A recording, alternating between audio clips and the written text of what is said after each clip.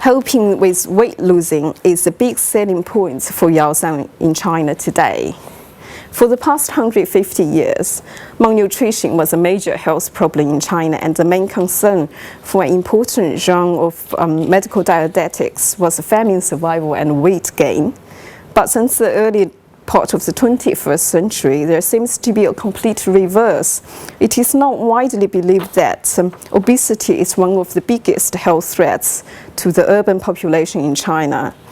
Although one may debate about whether this is really the case, since when you go around down the street, you see a large number of people still look undernourished.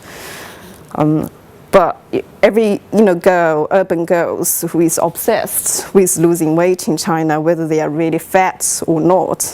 So the increasing demand has seen a rising number of Zhou Xun dishes claim weight loss potential. Here's just one of them. Website which tells you why Zhou Xun is good for to help you to lose weight. So Asian recipes treating inflammation, such as cup soup from the 14th century Essentials of Dietetics and Chinese barley congee from Materia Medica, were revived and recommended for losing weight diet. Since there's no regulation in Zhou Xun or in health products in general or advertising in general, there's no clear guidance on who should take what and how much and how. The slim craze in Chinese cities has caused a number of health hazards, with miscarriage, diarrhea, cold sweat, and faint being the most common result.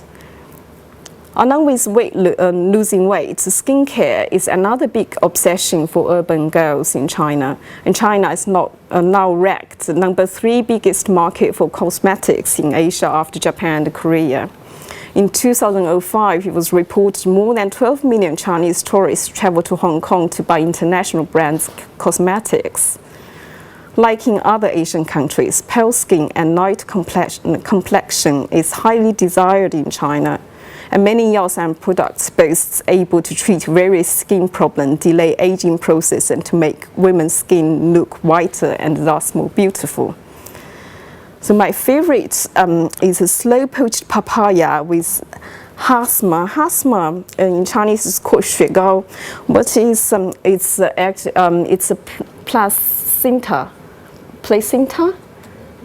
Yeah, placenta from slow frogs. This is a snow frog. And slow frog is a rare species from northeast of China in the mountains of Manchuria. The placenta which around the fetus is traditionally used to replenish the yin qi in the lung and kidney, and is sometimes prescribed to treat various respiratory symptoms and to reduce the hot heat. But since the kidney is believed to have a direct effect on the skin, hasma is now sold as a skin enhancer, whereas papaya, interestingly, in China, is never used. It's rarely used as something which helps with digestive problem, but it is always sold as a skin product or as a product which help you to enlarge your breast. All these shops sells papaya milk, and which claims that it make your skin turn whiter and smoother. So the sweet papaya, just to show you what it looks like. Sweet papaya poached with hasma is thus, said to be a match made in heaven, and it actually tastes really delicious and looks really beautiful too.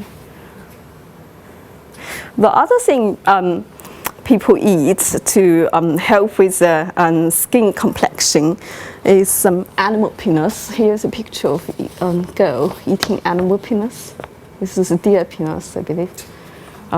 Because apparently it said the animal peanuts has lots of high content of collagen.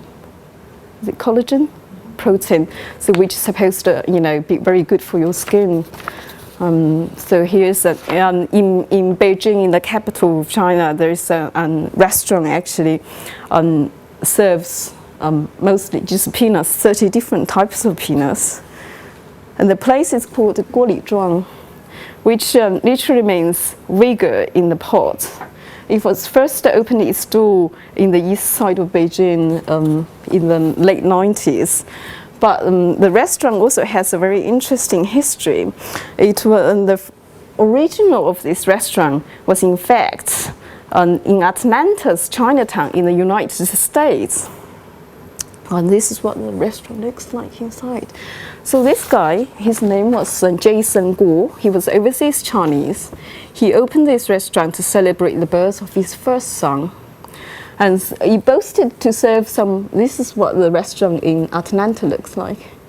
And he boasted to serve, some unusual dishes, which is made with Yaosan principle. And one of the signature dish was crayfish made with I think in the States it was actually sold as oxtail, but it's ox penis. But more than 40 years later, so Guolizhang was relocated to China's capital city, and it's not only revived the crayfish with ox penis dish, it also added more than 30 different types of penises to the menu. So here are just some samples. Here is a plate of ox and dog penises. And this one is really interesting. I love this. It's called the Henry's Whip. It's obviously for Western taste. It kind of got mayonnaise, sweet cheese. And this one is a yak penis.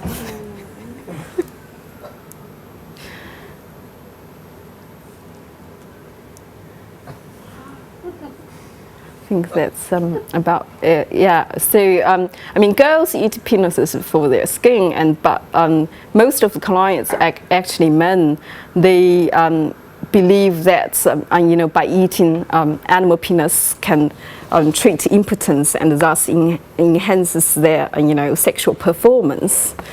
So as you can see in this restaurant from the early picture, it looks very opulent, and the price is not cheap here. It costs at least £30 per head. That's the minimum, and some of the penises cost about £1,000 just for one.